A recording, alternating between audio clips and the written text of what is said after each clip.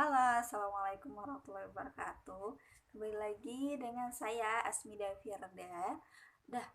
Hari ini saya akan membahas mengenai hal yang penting dalam belajar berbicara atau sering disebut dengan speech delay. Hal penting apa sih gitu? Dalam mempelajari keterampilan motorik, pada penerapannya dalam belajar berbicara agak berbeda dengan yang lain, karena unsur keterampilan motorik agak tidak serupa dengan unsur keterampilan berbicara.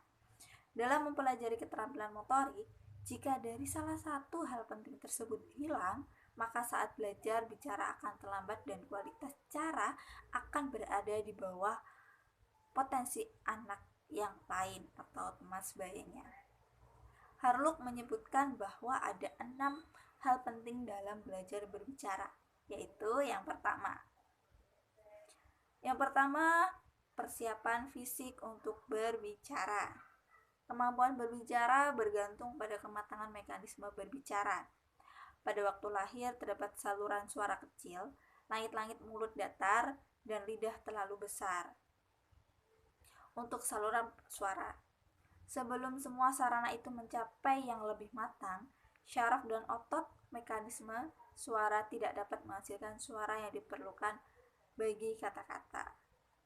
Jadi fisik itu mempengaruhi dengan perkembangan apapun itu, terutama di area ini, mulut.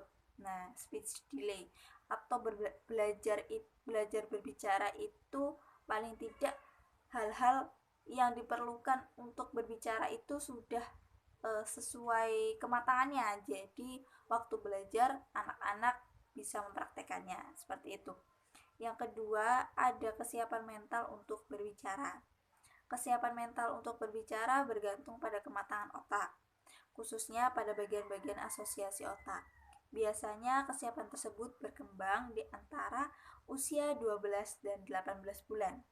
Dan dalam perkembangan berbicara dipandang sebagai saat dapat diajar.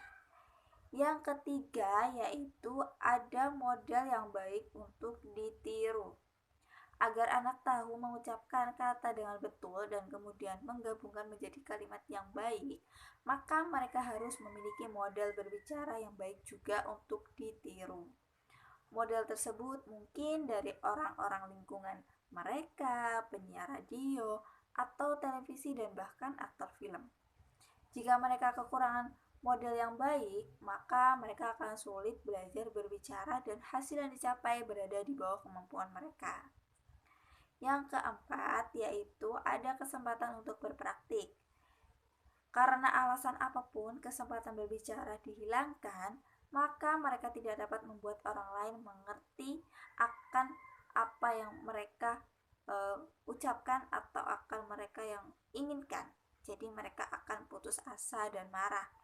Ini seringkali melemahkan motivasi anak untuk belajar berbicara. Jadi kesempatan mereka tuh kayak tidak dikasih gitu loh. Jadi mereka kayak ya udah, kalau nggak bisa ya udah gitu aja. Jadi mereka kayak merasa ya udah putus asa dan marah seperti itu. Yang kelima yaitu ada motivasi.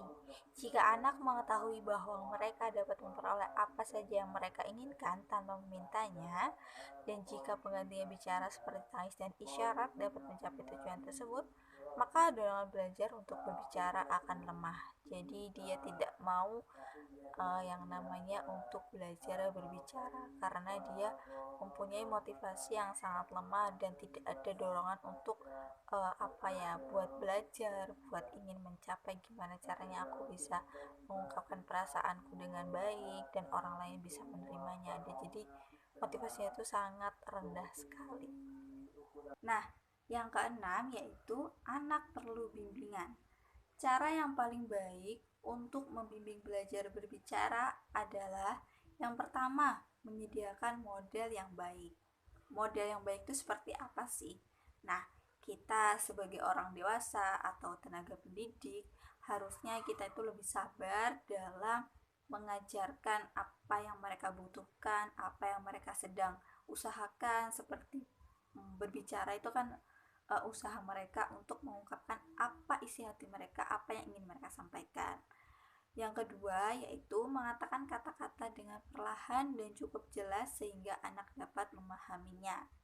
Jadi kita sebagai role model itu paling tidak mengajarkan itu kata yang mudah mereka pahami, pelan-pelan dan jelas.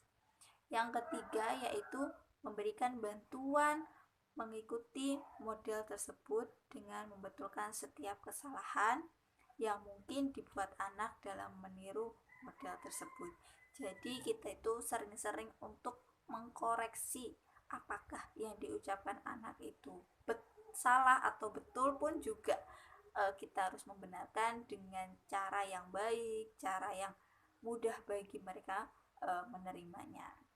Nah, mungkin itu yang bisa saya sampaikan pada hari ini. Semoga materi mengenai hal yang penting dalam belajar berbicara atau speech delay ini jangan sampai diabaikan, walaupun hanya ibarat kata gampang gitu ya kita sampaikan, tetapi itu sangat berharga buat si anak. Nah, saya mempunyai kata-kata buat teman-teman semua nih. Terima kasih atas perhatian kalian semua.